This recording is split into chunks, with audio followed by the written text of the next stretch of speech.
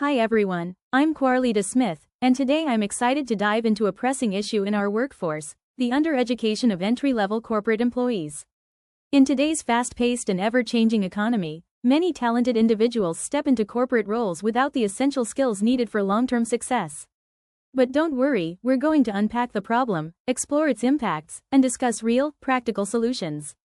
Let's start with a key idea: community. To me, community is a group of individuals connected through shared experiences and common goals. My community is made up of entry-level corporate workers, those amazing folks in administrative, support, or service roles. What ties us together? A shared struggle with limited access to professional development and advancement opportunities. Now here's a major challenge. Many of these employees are expected to figure it out on the job, but they're not given the tools to do so. According to the National Skills Coalition, as of 2019, 1 in 3 American workers lack the digital skills required for most modern roles. That's a huge problem. Employers are spending billions of dollars on remedial training, trying to play catch-up. Meanwhile, productivity drops, stress builds up, and turnover rates climb. Employees feel overwhelmed, underprepared, and undervalued. This isn't just bad for individuals, it affects whole teams, company morale, and long-term business success. And for workers from historically marginalized backgrounds, the lack of early education and access only widens the gap. Let's talk about what this looks like in real life. Imagine a young professional named Maria. She's just landed her first administrative role at a fast-growing company. She's smart and motivated, but her manager assumes she already knows how to use Excel, handle internal communication, and manage time across multiple departments. She doesn't, and no one's showing her how. Without support or structured onboarding, Maria is set up to struggle. After 3 months of trying to keep up, she's frustrated, anxious, and ready to leave. This scenario plays out every day in companies across the country. Now multiply that story by thousands. What you get is a workforce stuck in survival mode instead of thriving. And we wonder why engagement is low, why innovation stalls, and why people keep quitting. But there's hope. We can change this with intentional, accessible education strategies. One of the most effective? Microlearning. This approach breaks down training into short, focused segments, perfect for busy schedules and different learning styles.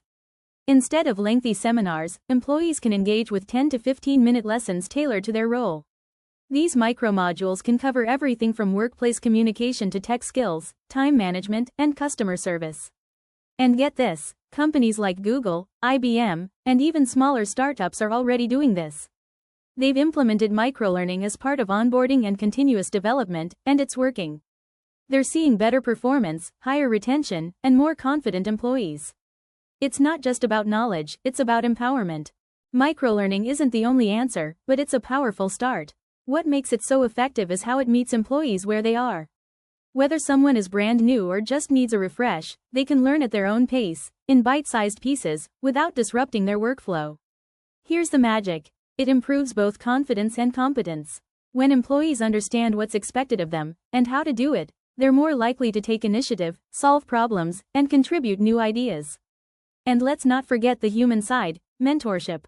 A strong mentorship program creates a bridge between knowledge and real-world application. It's where employees can ask questions without fear, get honest feedback, and build genuine relationships within the company.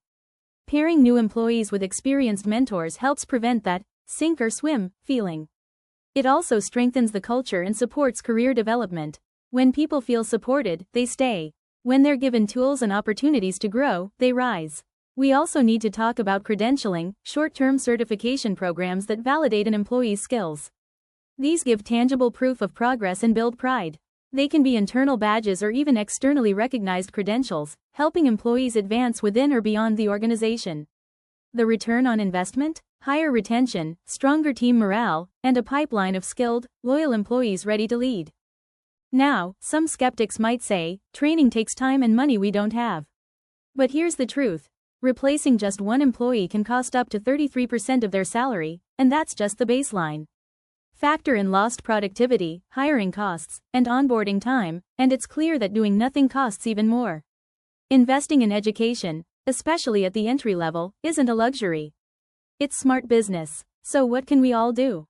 As employees, we can advocate for ourselves. Ask for resources. Take advantage of training opportunities. Seek out mentors. You are your best investment. As employers and leaders, we must prioritize development from day one. Not as a checkbox or perk, but as the foundation of workplace success. Build systems that are inclusive, supportive, and flexible. Empower your people, and they'll return that investment tenfold. And as a community, we must challenge the idea that workplace learning is optional. It's essential. It's a human right. Everyone deserves the opportunity to learn, grow, and succeed. This isn't just about job skills. It's about equity. It's about dignity. And it's about preparing our workforce, not just for today's roles but for tomorrow's leadership.